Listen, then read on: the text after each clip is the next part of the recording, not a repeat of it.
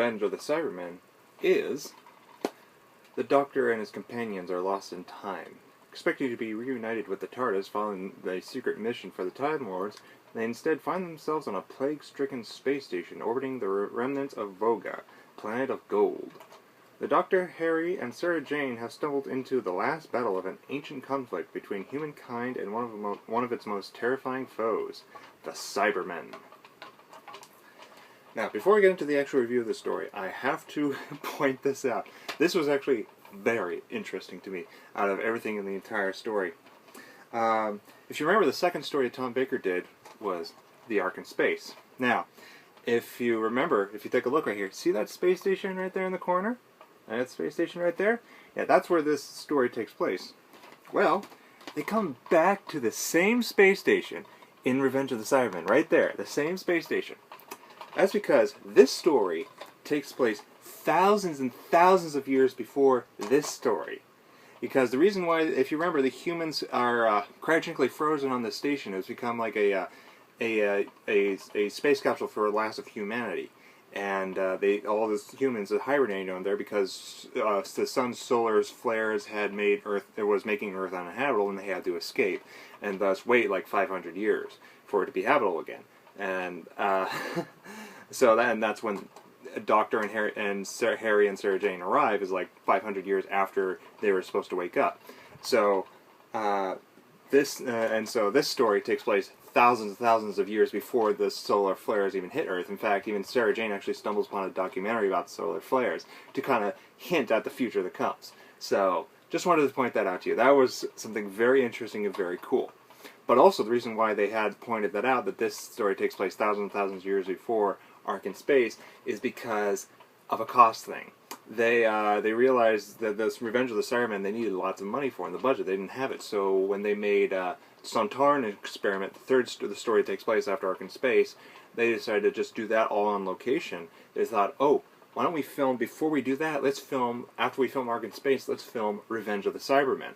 And Revenge of the Cybermen, we could use the same sets, you know, and just dress them a little bit differently, which they did. Just dress them a little bit differently, but use the same sets, and then we can shoot this stuff on Voga on another planet and maybe some other sets as well. And that saved some money, and then everything else, you know, was filmed afterwards. So that was pretty cool that they did that, and at the same time, it kind of set a continuity. So I thought that was all pretty cool. Now that I got that out of the way, let's move on to the actual review. Now, since I pointed out that, the sets are pretty much the same in Ark in Space, just dressed a little bit differently for the time period. And they actually did a little bit differently, like the consoles look differently. They actually have logos now because it's a space station set in front of an asteroid, the remnants of this destroyed planet. So it's like a space beacon, it's kind of like a lighthouse in space now. Instead of a last remnant of humanity, it's actually a space station where people are stationed there. And it's like a lighthouse in the middle of space. It's there to tell people, hey, there's something new here, please avoid it. So so that's why it was designed for function more, as like a military function or a navigation function instead. And it was kind of neat how they switched that around. However, the one thing that is familiar is like the outer perimeter that they walk around. It's not really an outer perimeter because it's encased, but the ring that goes around, that walks around the entire craft, is very much the same as it was in Ark in Space. And that was pretty nice nod to it. And it was all pretty cool. So set decoration was cool, nifty how they redecorated some things. The sets for the actual asteroid Voga was pretty cool. They filmed it in an actual cave in London. I believe it's called Wookiee Hole. And that was pretty cool how they filmed it in there. And of course they also had, because some things they couldn't film in, they had to actually build as a set. And it was pretty cool. You can tell it's a set, yes, but it kind of blends in nicely with the cave footage. So it's like, oh, even though yes, it's obviously a set, it still blends in nicely to where looking at it, you're like, it doesn't scream out, it's a set. So that was pretty cool. The story was interesting. It was a nice story about how a war between Voga and the Cybermen is going to this point. They thought they destroyed the planet, but they're coming to actually seek revenge of the planet because Voga is called the planet of gold because gold grows there naturally, and gold is actually a weakness to the Cybermen because it clogs up their system. In a sense, they suffocate. So, and the Vogans had actually supplied this gold to the humans because the humans had created a glitter gun against the Cybermen. And and it clogged up the systems and starts, and, caused them to choke. So the Cybermen are seeking revenge on the Vogons. So that was pretty cool. So it was a very cool story. Character development, there was some good character developments here and there, but not so much. The Cybermen themselves, even though they were kind of, menacing like they always were, they didn't seem that threatening like they used to be. Back in the day, they seemed like a force to be reckoned with. They were just kind of standing around giving orders, forcing people to do this or that. They at times seemed very threatening when you got close to them, but I remember, like the last story, the invasion, the second Doctor story, they were a force, like an army, they were to be reckoned with, and you were very scary. This one, not so much. But at the same time, with these are kind of like the Mark III models that were in the invasion. It's just the only thing they did differently was kind of redress their costume a little bit, so it doesn't look like it's an obvious swimsuit. But also, the head Cyberman now has a different color head. They kind of, like the thing that goes over the human's ears and connects up here is all black now, just so he can stand out. It's like, oh, that's the leader. But the Cybermen were still kind of cool. But the other characters were pretty good as well, like the commander of the space station and the spy. They had this character that was a spy working, it was kind of a double agent working for the Cybermen and the Vogons, because the Vogons, there was a subplot with the Vogons. One of the Vogons was planning to, house a Cyberman in that space station so he can shoot a rocket at it and destroy them. And the spy was working with the Vogons, but double-crossing the Cybermen so he can get the Cybermen there and then help the Vogons. So that was an interesting subplot in that, and also interesting character, that spy, how, even though, yes, he was obviously, traitorous, he'd just look at him and go, yeah, I don't trust this guy right away. But it was interesting how his character worked, because at the same time, you weren't too sure who he was working for. Was he a villain? Was he good? Who was he working for? There was a nice bit of mystery surrounding him. Even though it wasn't that big of a mystery, because obviously you can tell he was somebody you couldn't trust. There was a fight scene. It takes place later in the Vogon, asteroid, where the Vogons and the Cybermen fight. And there's a new feature with the Cybermen that is also pretty cool, is that their guns is now in their heads, because they have these little turrets in there, and just fires off one by one. And that was a pretty nice little feature. And the Vogons have like flare gun rifles that shoot, but they don't do much. Those were interesting cuts, and it was interesting how they edited that. It was nice, and also the Vogon. There's a rebellion between the Vogon counselors and the Vogon guardians, because the counselors kind of figure out that the Vogons are doing something bad, which is the rocket that's going to shoot at the station. And there's kind of a rebellion between them. There's a nice fight scene that goes on between them too, fighting, shooting, fighting. And again, it was cool how they edited that all together between the sets, the actual set location, and then how they made it tense and interesting, especially when our companions get in the middle of it and they have to get out. The Cybermats make a return. We haven't seen them since Tomb of the Cybermen, and this time, instead of this little tiny little mouse track that goes around, it's an actual snake now. And it was pretty cool how they did that. Although at times, yes, it was remote controlled, but at the other times it was added in later through post. And the sad part is, you can tell it was added in post, because when it's in the live shots, you can see right through it at times. It's just like, ooh, that time the blue screen didn't work. But it was pretty cool how the puppetry was actually okay for it, because, it kind of needed to add like a snake, but it was still just a little stiff, but it was still okay puppetry.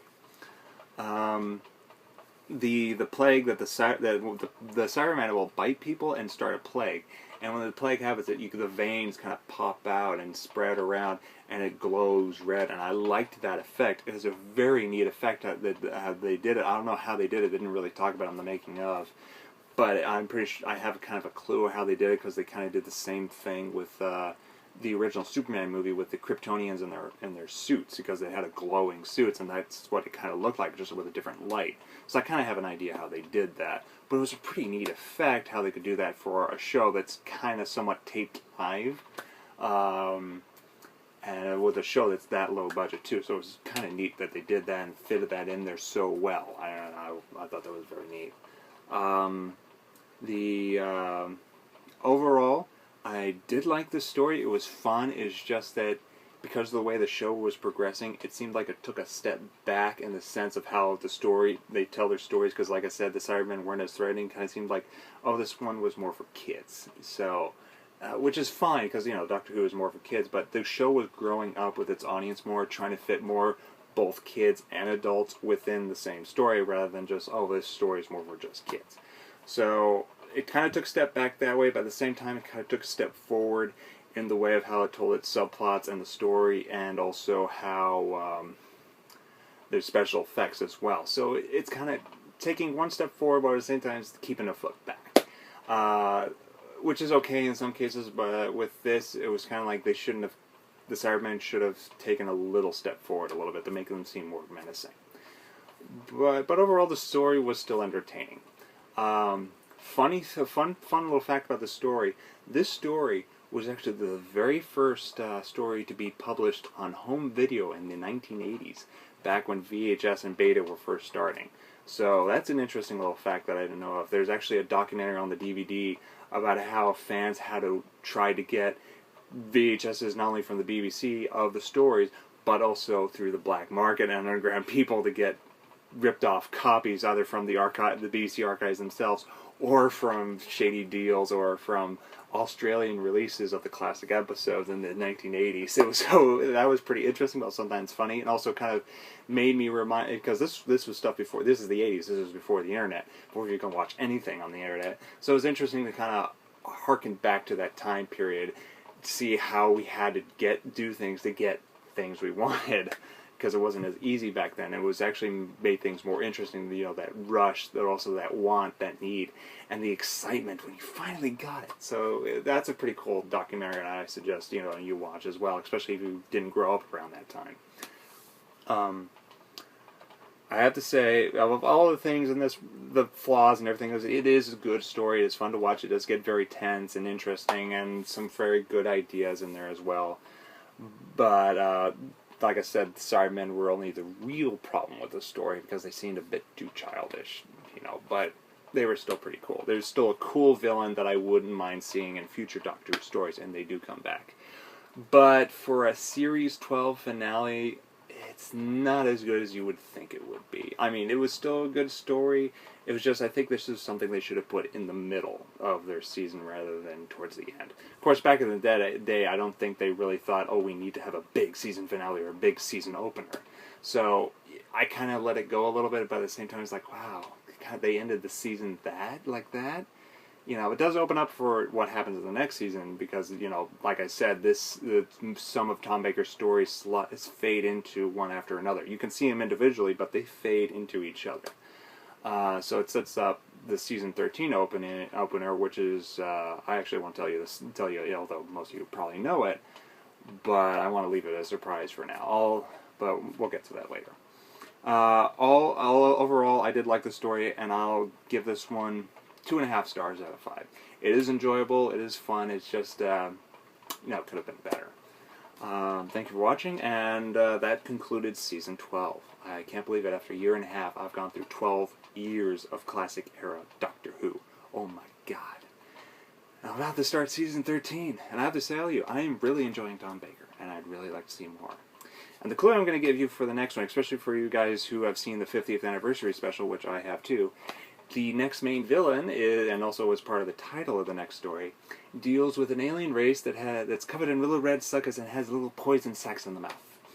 So yeah, that's the only clue I'll give you. So, and I'll see you then when I have to review that story. Until then, bye-bye.